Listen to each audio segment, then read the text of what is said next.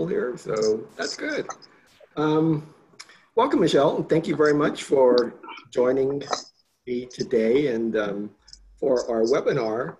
Real basically, what we're going to do is I'm going to ask Michelle a bunch of questions, things like her bio, her leadership journey, how we first met. I've got a new feature I'm going to try today, and hopefully it's going to work. It's something called one picture is worth 1,000 words. So we'll see how that one works out. We're going to talk, obviously, about leadership in crisis. I'm real interested to hear what Michelle and her people are doing here in my hometown of Pasadena. And maybe the thing we're going to focus on the most, and this is going to actually come towards the end, is there's starting to be conversation about what's going to happen when our libraries reopen. And I know that Michelle has been participating in some conversations with the state library and with the library directors around the state. And she's agreed to just share what they've been talking about it if you haven't heard it, whatever might be going on in your particular jurisdiction. So does that sound good to you, Michelle? Sure, what the heck, let's give it a shot. All right, so like Christine said, Michelle is the director in Pasadena. Before that, she was actually the director in Rancho Cucamonga. She was the past CLA president. She was a library journal mover and shaker in 2013. And I know we actually taught a bunch of classes together for the San Jose High School way back in the day as well. So, but you can fill in your bio when you talk about your journey, perhaps. But first of all, again, the first question I ask all of my guests is, how did we first meet? Because people always ask me, well, how do you know all these people? And, some you just, it's serendipitous, or you just meet them at a conference. But I mean, with Michelle, I know the answer to this, but go ahead and tell the people how we first met. Oh gosh, well, it was the summer of 1994, and I know that was a long time ago, and I had applied for a job at the Rancho Cucamonga Library as a clerk, and Robert just happened to be on my interview panel, and he hired me. I remember speaking to him after my interview, and he asked me if I was from Goa.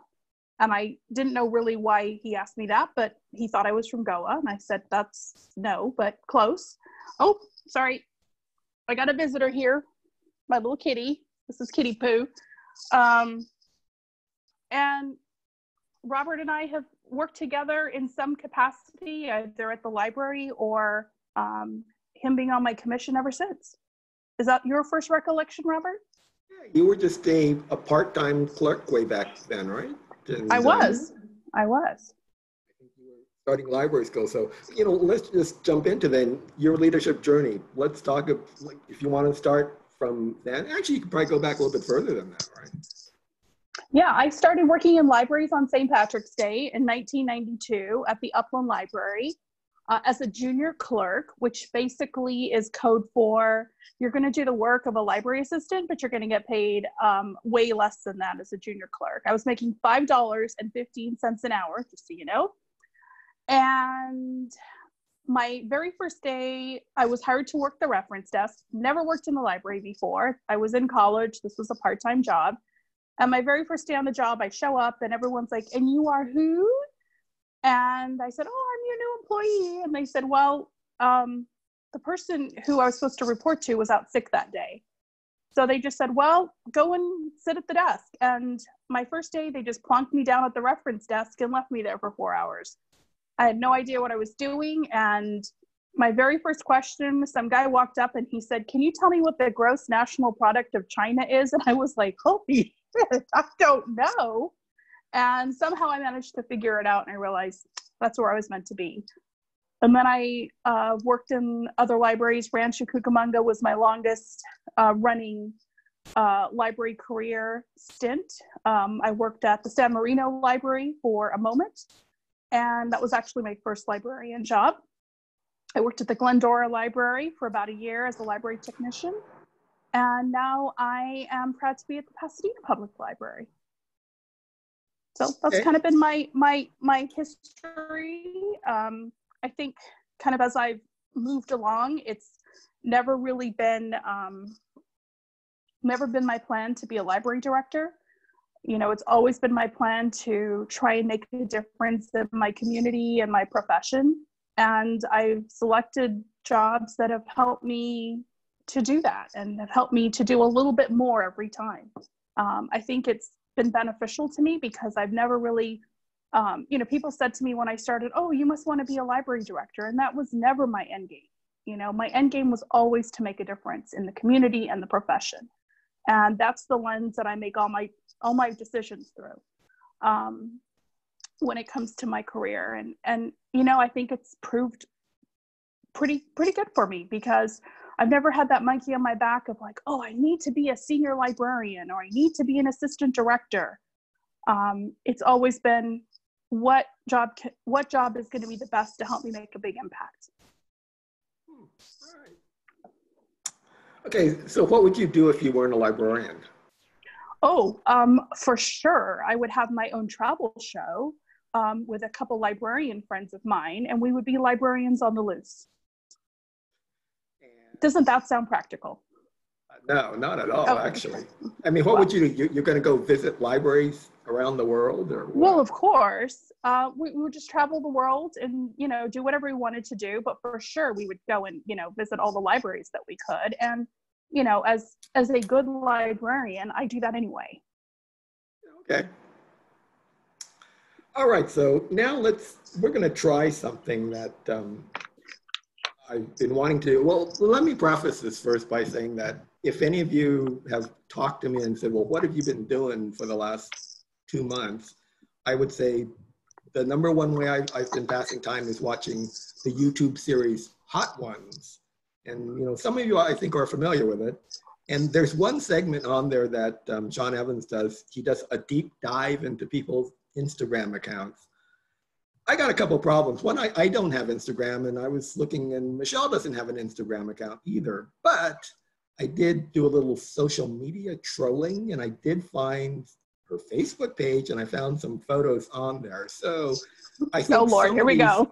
Are going to require a little bit of explanation of what's going on in there. So here we go, Michelle. One picture is worth 1,000 words, and let's start with this one. Although I just think this is a great photo because there's someone taking a picture of you and taking a picture of you. So what was going on here?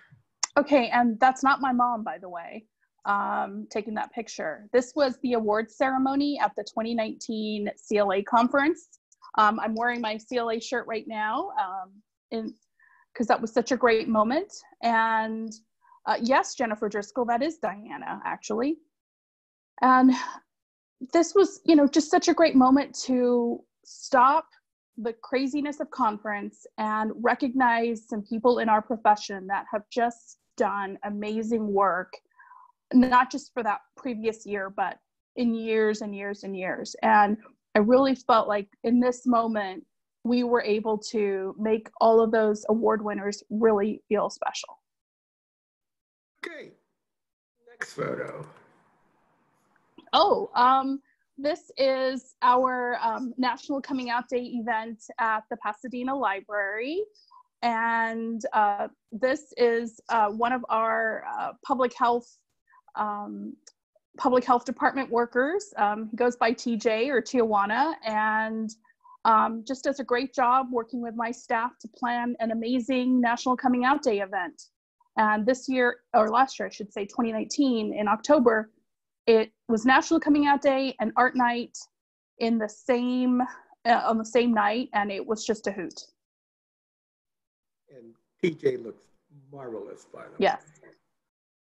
And for all of you, if you're wondering why my my video might be a little off, quite literally right before we started this, my internet connection went down, so I had to move to my phone, and I don't get very much reception at my house. So I apologize. I hope you can hear me. You're fine. Never apologize about technology.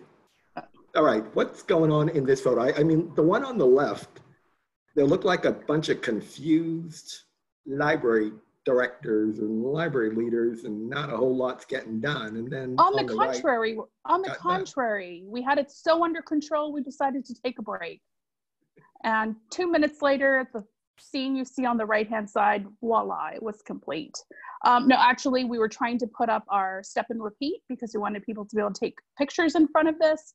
And there were a lot of boxes that were large.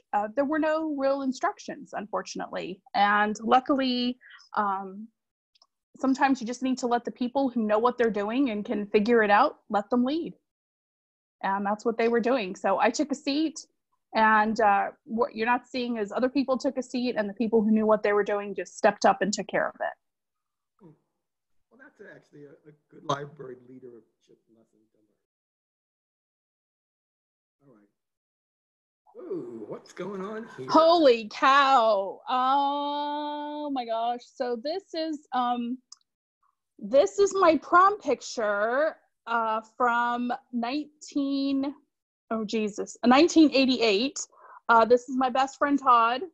He lives in Mexico City right now, and I just I just video chatted with him a couple days ago, and he is still one of my closest friends in the whole world, and one of the absolute most talented and coolest people you're ever going to meet. And yes, that is a very shiny blue dress, and my mom actually still has it. Oh my. Yeah. Actually, I'm kind of laughing. The picture on the right, it looks like there's actually someone behind you with their arms around you. But no, it's me. It looks like I have some kind of pain in my kidney or something. But oh well. Okay. And before I ask you this question, this is going to be a question for the audience. So in the chat, I'd be real curious to know, like, who's the most famous person that you've actually met? And Michelle, is Billy Dee the most famous person you ever met? Well, I guess if you're among Star Wars people, and I know there are some in the audience, Alan, yeah, I would say that, Lando for sure. I did meet Tom Cruise when he was getting his hands in the Chinese theater. I didn't get to meet her, but saw Michelle Obama up close and personal. And, a variety of famous authors. Okay, I can't see the chat window now, but as soon as I shut this one down, I'm going to want to read out, or Christine, if you can see some of the people that have been named, or I'd be real curious to know. There's some good names that are popping up. Yeah. Let's hear a few of them. Toby Keith, Cher, George Clooney. Oh man, they're coming in. Mariah Carey, that's pretty cool. The Dalai Lama. Wow. Whoa, yeah. Let's see. I don't know. I'm really digging the Cher one. I would like to meet Cher. RuPaul. Mr. Rogers. I'll have to take a look at those, but I think I've got one more. The Boss. One more here for you. Okay. Huh. Kermit and Miss Piggy. Please explain this photo. Robert, isn't it self-explanatory that these hands are holding up this building? It's in Venice, and every 2 years there's a great art show and art exhibits all throughout the city. It's called the Biennale, and in 2017, this was one of the pieces, and I saw it, and I just had to see it. So, we made when we went to Venice, this was the first place we went, and it's just so out of place, and yet it just fits right in Venice. And then you were talking about being a librarian on the loose. What are like your 3 favorite places you've ever been to? I think Venice is one of them, right? Venice is definitely a place that I love. I have to say that the English countryside, the Cotswolds, it's one of my other favorites. I grew up in England, so there's a lot of nostalgia, and sitting around and having tea like I am now is a big part of it. And I think for just places that really moved me. I like Machu Picchu and I think Easter Island were just, and Egypt were just like mind blowing. And like one place you don't like? Oh my gosh, a place that I don't like. Well, you know, I've mentioned this before and I definitely get a lot of people who hate me for it, but I'm not a big New York fan. Oh, and I hate Miami because it's really hot. Okay. And then the last question or last photo here. I think it's a great photo just of you, Jonty, and Hillary, the past, present, and president-elect of CLA. But tell me about this photo. And yeah, this was at the end of the conference in Pasadena in October of 2019, and props to Hillary there for wearing a shirt, an extraordinary librarian shirt. And the three of us, you know, were there, and it was just great to see, you know, three female presidents there all lined up and willing and able and wanting to do great things for our association. yeah, I remember when I think you came out and you talked to the new leaders, the cohort group, about women in leadership, and you said one or a couple things that really resonated with the group, because I remember them talking about it like 2 days later. But do you remember what you were sharing with them about the, I'm not going to say, well, maybe the challenges of being a woman in leadership?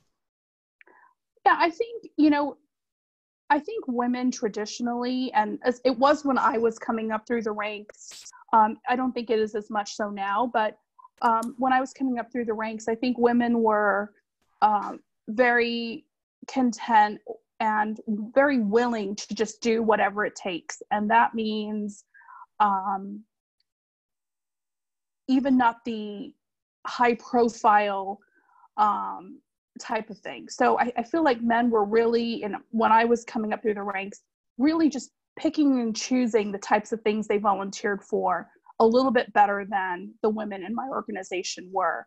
You know, they were choosing the high profile things, the things that got them in front of political stakeholders, just really allowed them to be out front. And a lot of the women, including me, would just be like, you know what? Oh yeah, no problem, go, I'll cover the desk.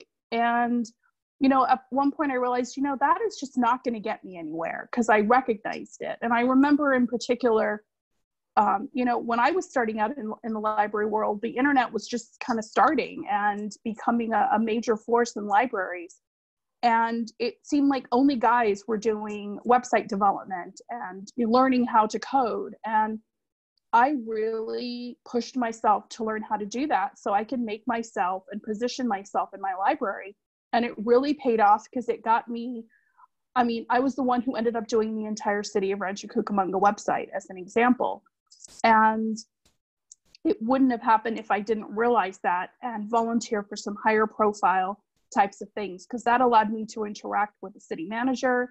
It allowed me to interact with our city council and with people who just were like, wow, I didn't know how any of this worked, because the internet was, you know, was so new.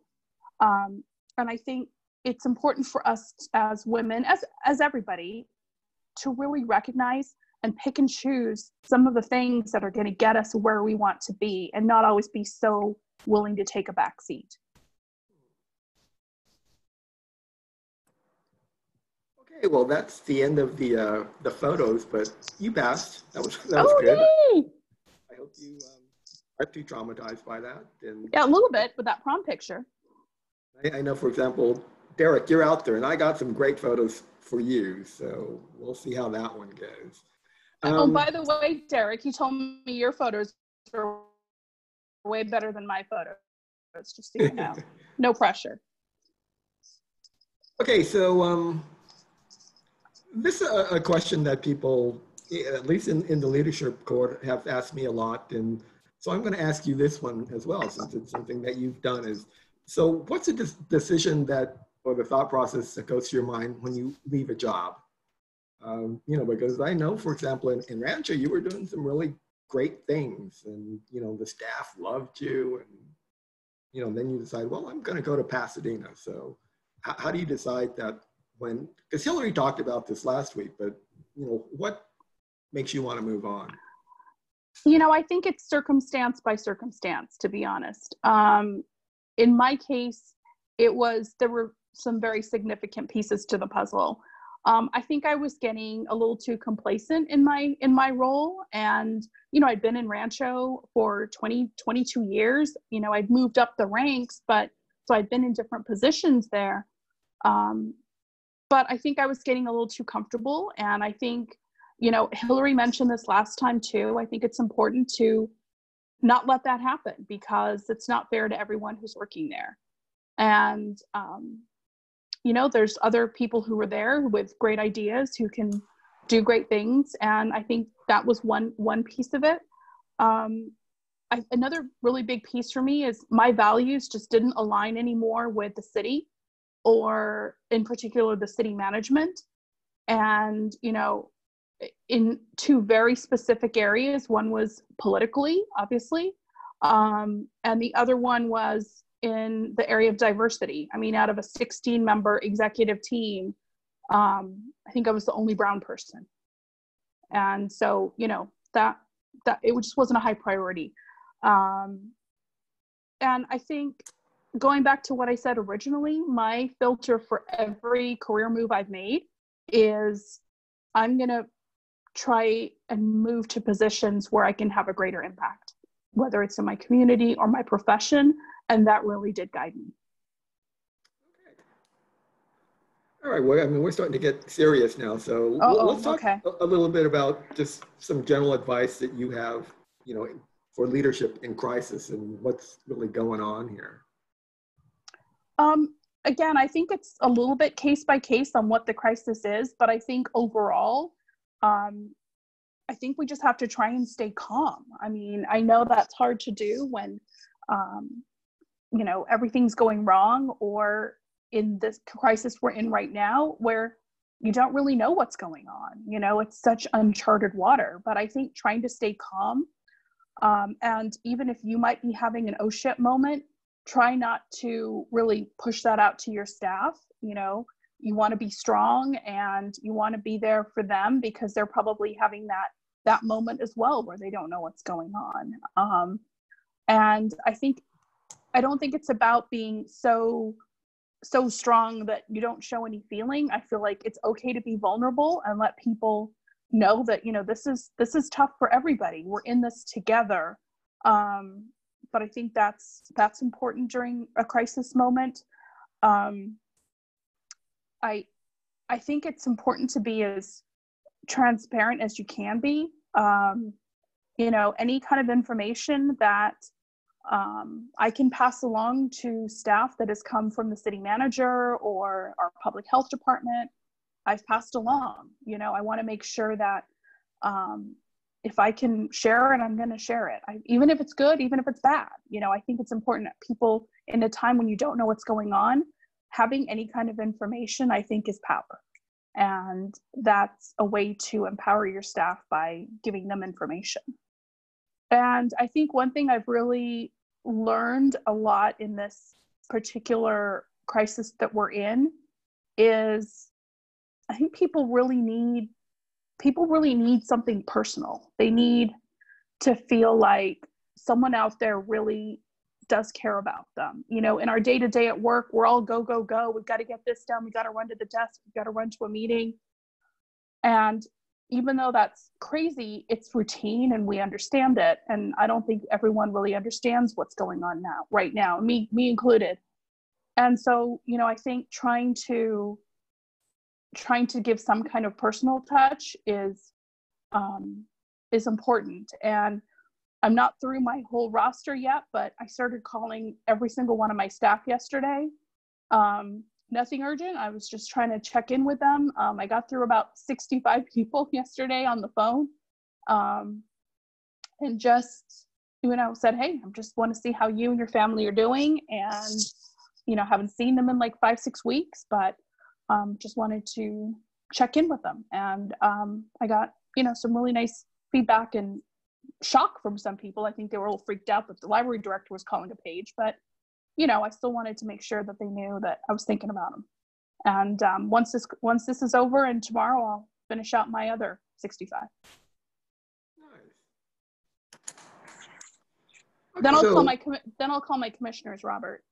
oh, yeah, okay, I'll wait for that one. Okay. So, I mean, you mentioned your staff in Pasadena. So, what are the types of things that they're doing now?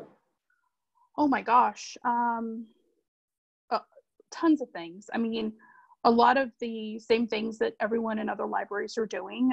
Obviously, we're still trying to provide service to the community, even virtually. Trying to do online programming and really beef up our e-resources. Like some other libraries, we've also been sewing masks because we have so many sewing machines, and we actually have some pretty talented staff. Stephanie and Natasha and Luce are just sewing right away, and getting all of those to the EOC to be distributed to non-safety personnel. I've got Shauna and William working on printing PPE parts, which parts of the headband. So if medical personnel, if they're wearing with elastic around their ear, it doesn't cut into their ear if they're wearing it for hours and hours. I've got a couple of my staff working with our housing department on coordinating there's a hotel that's been turned into a homeless shelter. These are not COVID positive. These are our attempt to get homeless off the street so they don't spread it. And we've got a couple of staff helping coordinate that. We have some staff helping coordinate mobile showers at one of our libraries. They come 2 days a week. There's mobile showers, and we've also been helping coordinate hand washing stations around the city. We've got some staff who have are working with, and the senior center in town has just sent out a flyer. They called us and said, can you help? Because they have a lot of seniors who are asking them how to use Zoom, because all their family wants to Zoom meetups, and they don't know how to use it. So the senior center gave out our number with our permission, of course, and our staff's going to be doing some training with seniors on how to Zoom. Our staff is working with a couple volunteers and doing homework help over the phone because we can't obviously do it in person. Right now, we're working on a plan to try and promote the census more than we are, especially in hard to count. The library had about several large programs planned for April and May, which obviously we can't do, so we've got to figure out other ways. And the public health department had ordered some iPads, and they were being delayed by Apple, and luckily we had a bunch that we have bought over the last couple of years through grants or just library funding. So we reconfigured all of them and sent them off to the public health department so they can use them for intake and data analysis. So just trying to find places where our skill set matches with where there's a need. And even if we're not totally skilled in something, we have a staff that's really willing to learn something and take it on. And have you been working in like the EOC or the emergency operations? We do. We have several staff. In fact, I saw Melvin logged in here. He's in charge of the documentation unit along with Brigida, and they are they're 7 a.m. every morning, 7 days a week on calls and doing what they have to do to help our emergency operations center, and several staff are actually. Yeah, and then for the people that were doing this, was it a matter of raising their hand, or were they what's the word? Voluntold. Voluntold, or yeah, a little bit of both, or a little bit of both. We have some staff who are have been on for a long time. Like I think I saw Bernadette and Ileana on here. Some staff who are new to it, and as you have changeover, you got to update your EOC. Some people we appointed based on what their skill set was. Some people we volunteer.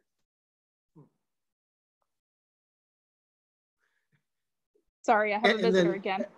Yeah, actually, I just want to make one little editorial comment. I live in Pasadena, so, you know, all of you people that are here, you know, in my city, just doing great, you know, great things. Thank you so much. I mean, I personally appreciate it as a resident as well. So thank you. We're doing it all for you, Robert.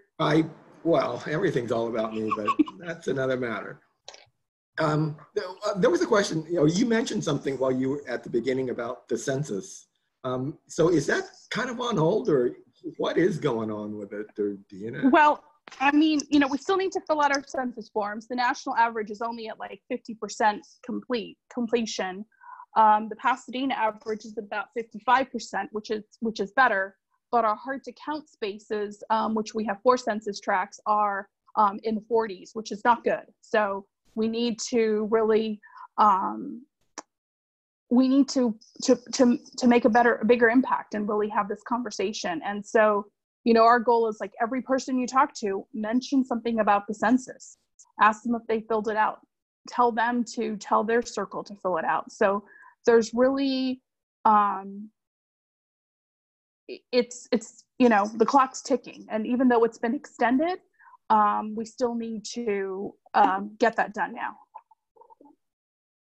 Okay, so then we're at the point I want to talk about, and we had this conversation maybe about, I don't know, a week ago about, I think you actually called it what the new abnormal is going to look like, because I know you've been talking with the state library and other library directors. So maybe for people that haven't heard about what some of you have been talking about, share what you can.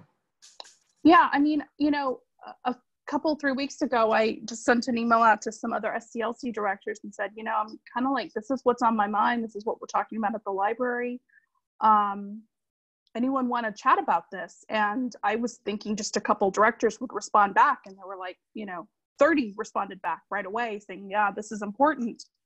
And, you know, I think there's so much we have to consider right now. And I think we're, you know, focusing on reopening our libraries and what that can look like in a phased approach. We're looking at what it's going to look like with social distancing and how we accommodate that. You know, if we're at capacity right now, how do you cut that capacity in half if you have to take out every other chair, or have, you know, a third or half fewer people in your story times? You know, that it's going to be difficult. So those are kind of the things we're thinking about right now in terms of reopening, and what the library will physically look like. What are some requirements? Do we need to ensure all staff have, you know, some kind of PPE?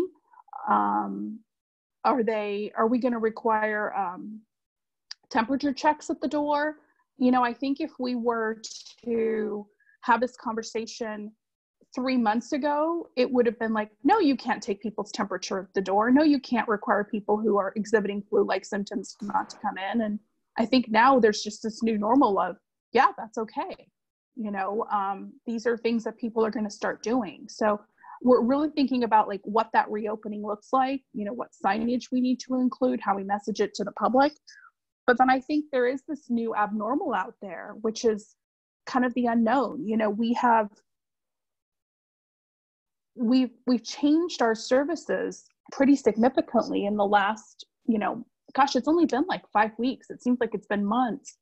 But, you know, so many libraries are offering these great services. Like, you know, they're doing virtual, you know, book clubs, they're doing virtual story times, they're doing more telephone, you know, deeper help through the telephone. Some are doing a curbside pickup, some are doing a mail order service.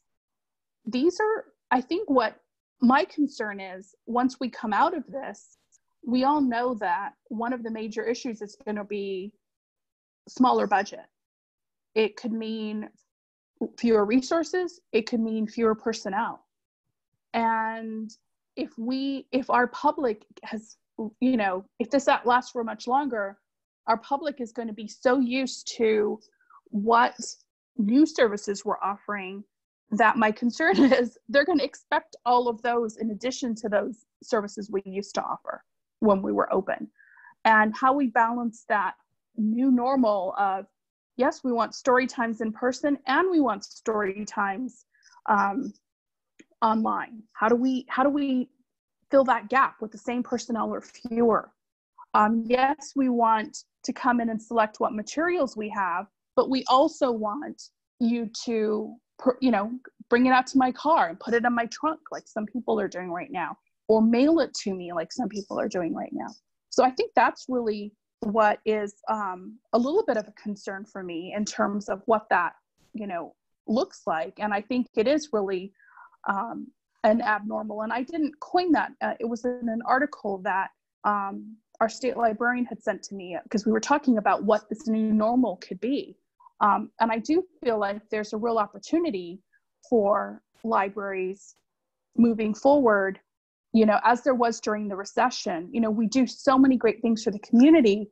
I think we really have a great role we can play in the recovery effort in our communities and in this country. And, unfortunately, we're not going to have as many resources to do it, most likely, but I still think there is such a huge opportunity for us to show what we're made of and what we bring to the community, because the great part about libraries is we are trusted.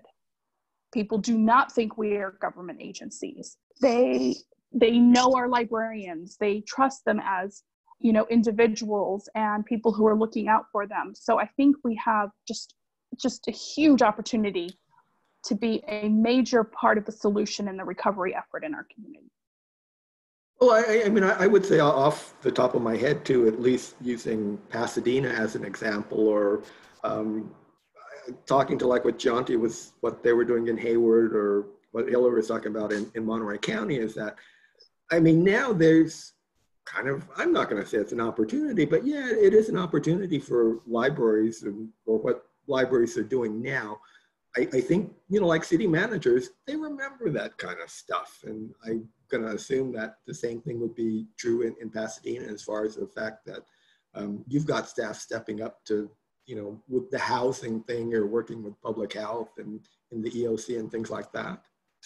Yeah, I think our city management recognized, let's be honest, we have a lot of personnel in libraries that might not have a job they can do at home beyond training or, doing webinars or planning for future events.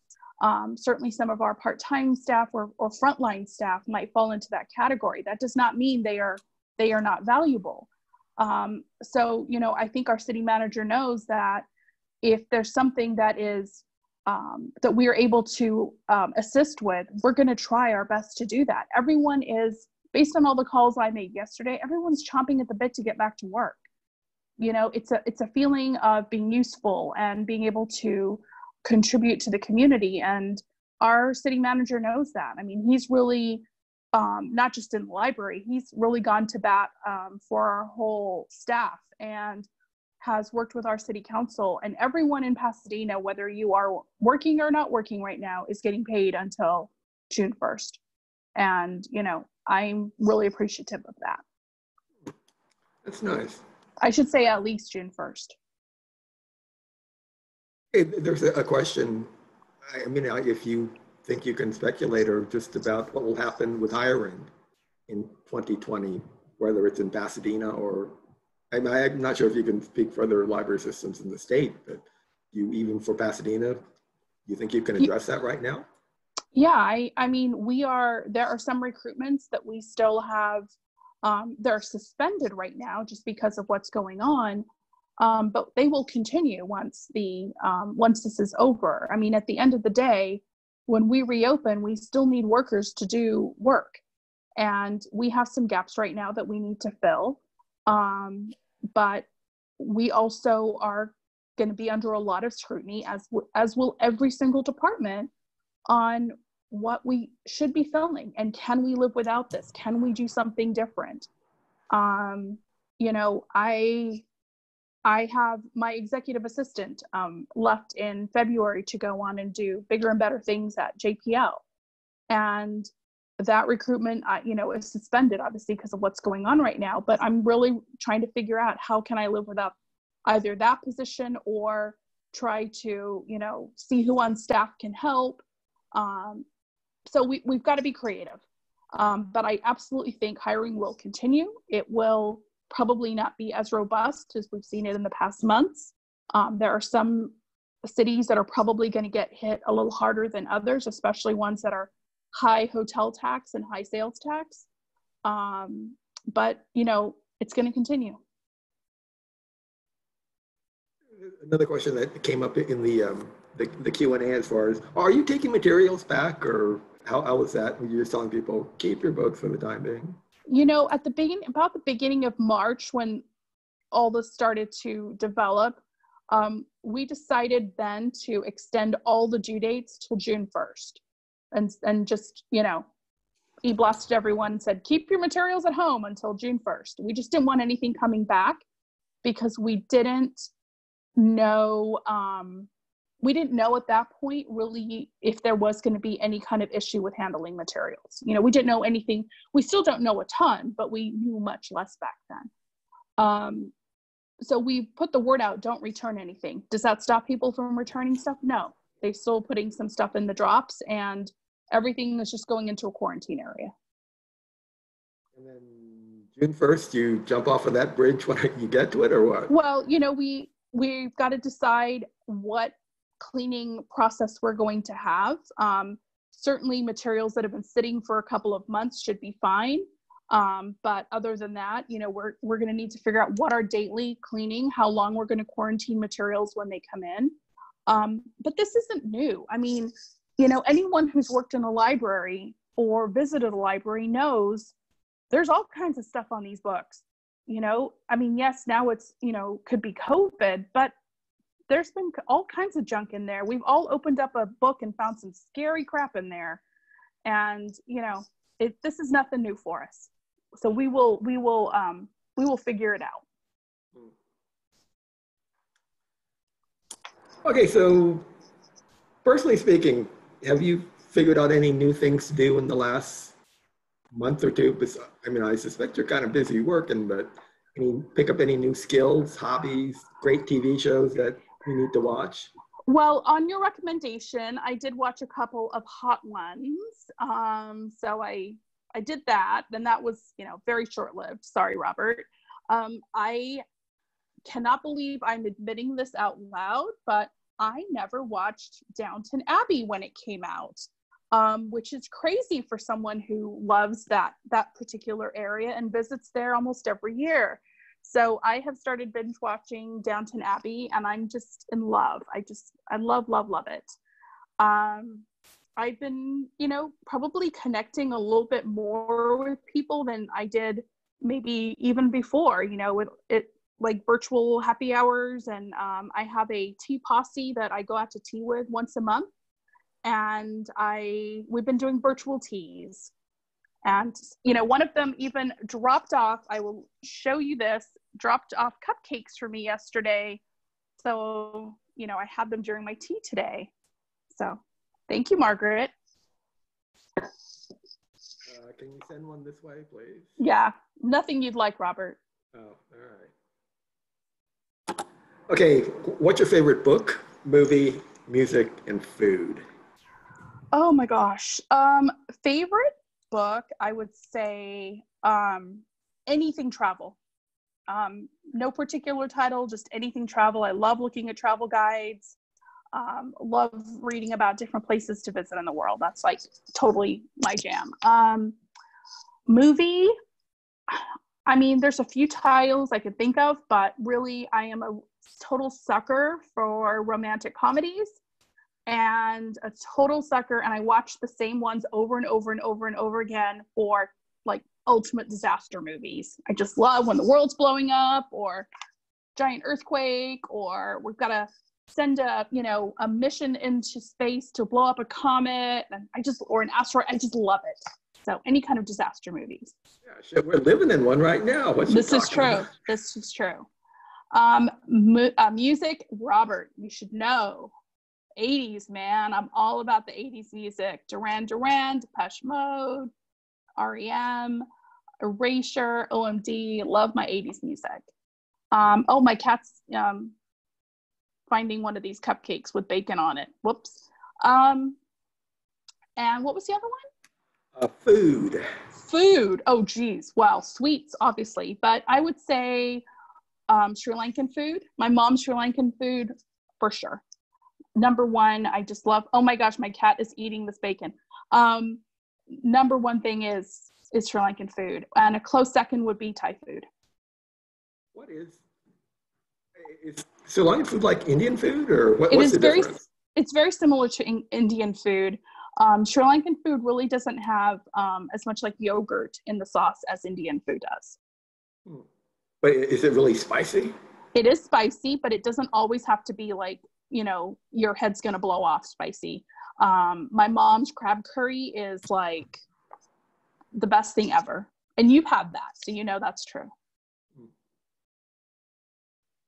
Hey, I mean, right now, if you have any questions for Michelle, well, then either put them in the Q&A box or in the chat. I did catch one of them as it was scrolling by, just about, like, how early on in your career did you realize that I'm meant to be a leader, or I want to be a leader? Or, because at least that was my observation, like when I first met you, it was pretty apparent that, you know, you were meant to be a leader. It wasn't like, oh, you know, it chose you. You didn't have to choose it.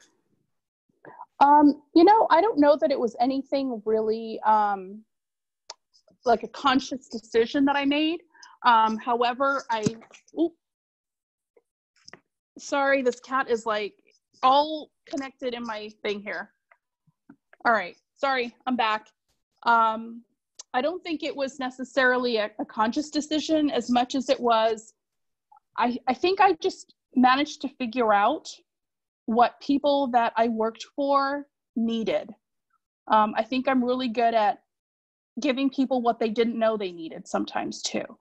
And, you know, if you're very observant and you really listen, you can figure out how to make yourself not just useful, but just indispensable.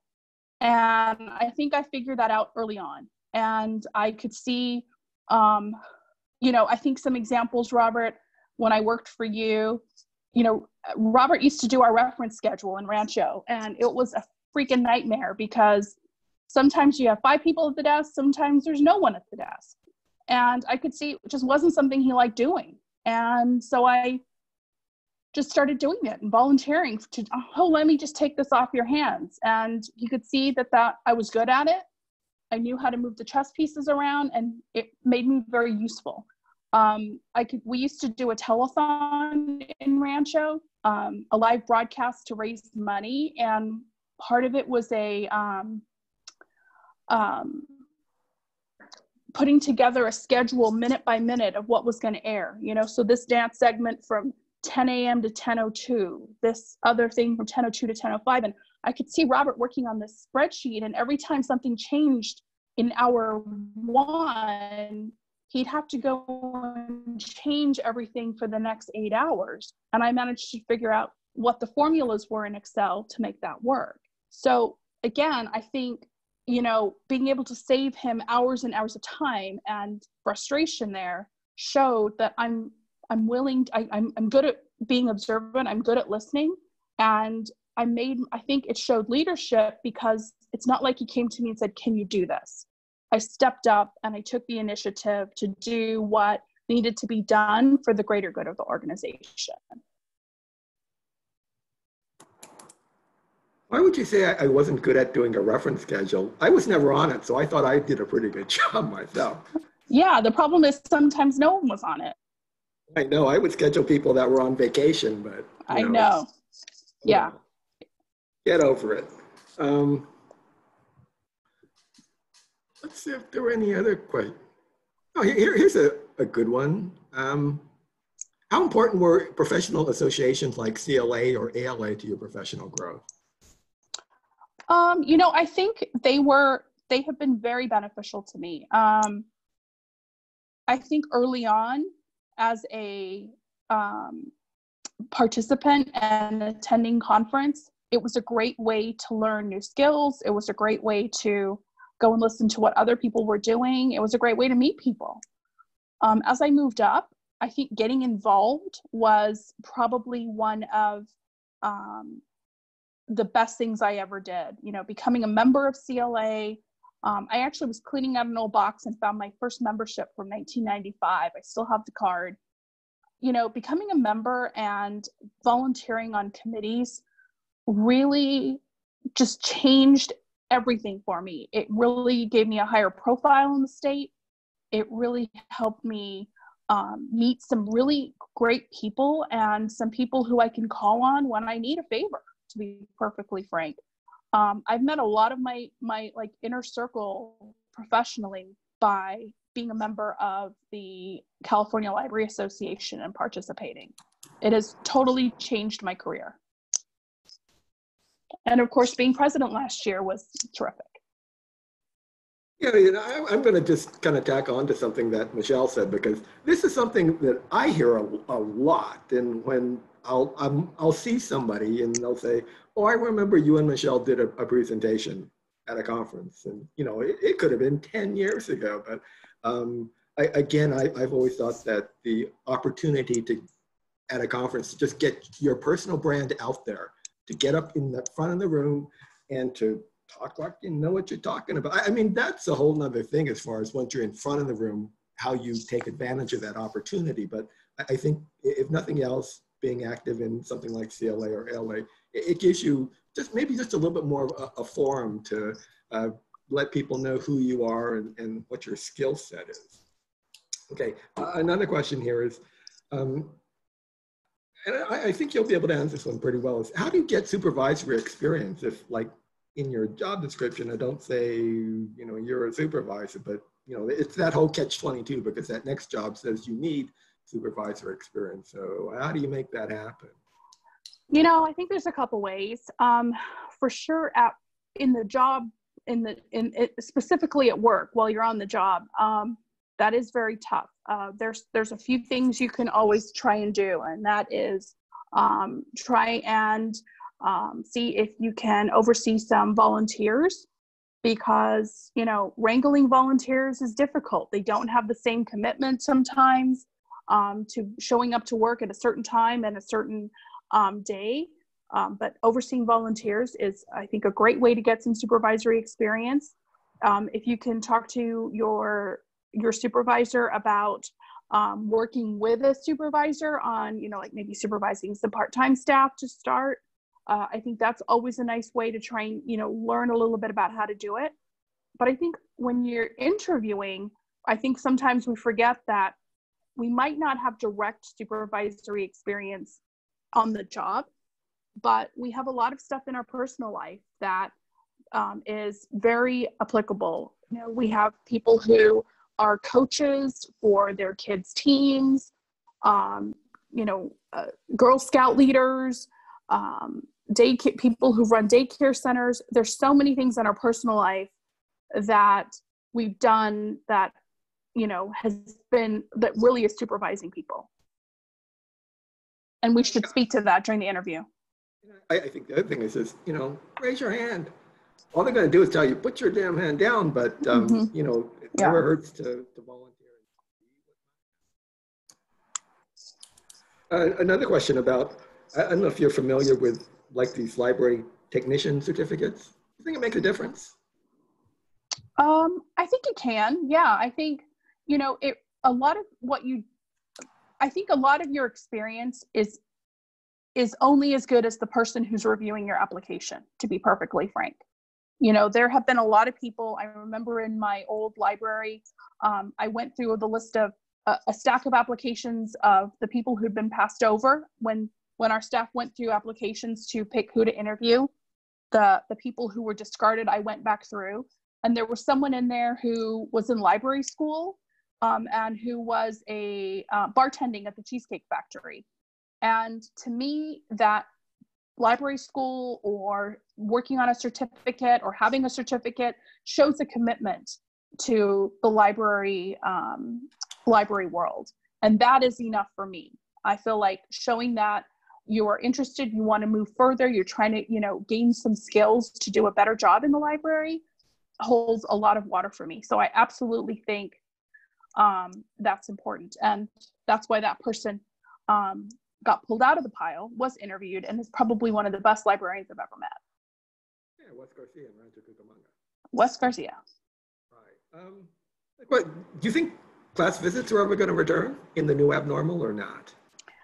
I don't think in the near future, in the way they have before. I was talking to our superintendent yesterday, our Pasadena superintendent of schools, and they're really talking about what they're going to have to do differently in the upcoming year. It's not going to be business as usual in fall, where they just kind of start school and everyone hops in. They're really looking and exploring new ideas and what it might be like to have a hybrid model. So I think we're going to need to adapt to that too, because schools aren't going to have enough capacity to have hybrid models or socially distance their kids and double the number of classrooms and double the number of teachers. So they might be looking for additional opportunities to bring them on field trips and, kind of balance out their student body that way. So yeah, I think they'll continue. I don't think they'll continue in the way they have. Okay, it looks like when you have a minute, look in the chat, because someone's got a treatment for librarians on the loose. It sounds like okay. it's actually pretty interesting. At first I thought it was putting you in a shipping container, but I don't think that. I don't think I want to do that. Oh, okay, here's a very tough question for you, because I believe it's coming from someone maybe who works at the Pasadena Public Library. No, you cannot have a raise. What are 3 things you love about working for the Pasadena Public Library? That's Besides a good. The Library Commission. Number one, Robert, Library Commission, of course. I think number one is for sure, without a doubt, the people who work there. There is just a great group of people. They have such a deep investment in Pasadena and in service to the community. It's really remarkable. So number one for sure is the staff. I think something else that I love about Pasadena is it's just such a cool city. I mean, there's just great things. It's a small city, it's only 145,000 people, but there's so much going on. There's the Rose Bowl, there's JPL, there's the Norton Simon Museum, there's the Rose Parade. There's just cool stuff happening there. And, Pasadena says they're the center of the universe. And, I kind of see why they're saying that. I think it's just a cool place. And then I think the other thing I really love about Pasadena is the investment that the community has in the library. So much so that they tax themselves, was a very high voting rate that led to the last tax. The tax has passed three times. It will sunset in 2023. So we'll need to start working on that next year to go out in 2022. And it's going to be a hill to climb for sure in the environment that we're in to try and go after, taxes again. But I think the investment that the community has in the library is truly remarkable. And I think a lot of those people just genuinely believe in the power of libraries. All right. Okay, so the big hand look like it's on the one now, so we may have to move on. But okay, webcam here, webcam here, webcam here. Final words. What do you want to say to the people out there, Michelle Perera? Well, first, I want to thank you for taking the time to join me and Robert today. I know the two of us can, when we get together, can tend to just go on and on and on. And well, Robert can anyway. And, I think it's just, I just appreciate everyone being here. And I also hope that you are all safe. I hope you and your families are all well. And I really hope that each and every one of you figures out what your role is going to be and how you can play a really important part of the recovery in our communities, because I think it's going to take each and every one of us to help our communities get back on their feet and to try and bring back some kind of sense of normalcy. I like that. Oh, hate to say this, Michelle, but your cat stole the show today too. I can, yeah. Oh, wow. I know. I saw some of the messages going by that Kitty Poo won the day. Okay. Well, anyway, again, I just want to thank everyone out who dropped in today. A couple of things. One, when you see the evaluation, if you don't mind doing that survey, it does make a difference, actually. There was another question that probably was directed to me as far as who else might be coming up in the series. And well, let me put it this way. I've asked a lot of people if they wanted to do this, and I can only schedule the people that get back to me. And I know, for example, next week it's going to be Michael Lambert and Derek. And then after that, Miguel from San Diego County and Susan Broman from the Assistant Director of LAPL. After that, I'm thinking we may be, shutting this particular series down for 2020, but, we'll see when we get there. But anyway, thank you all again so much for dropping in. Again, stay safe and take care of each other. And hopefully I will see you and Michelle, sooner rather than later. So bye-bye.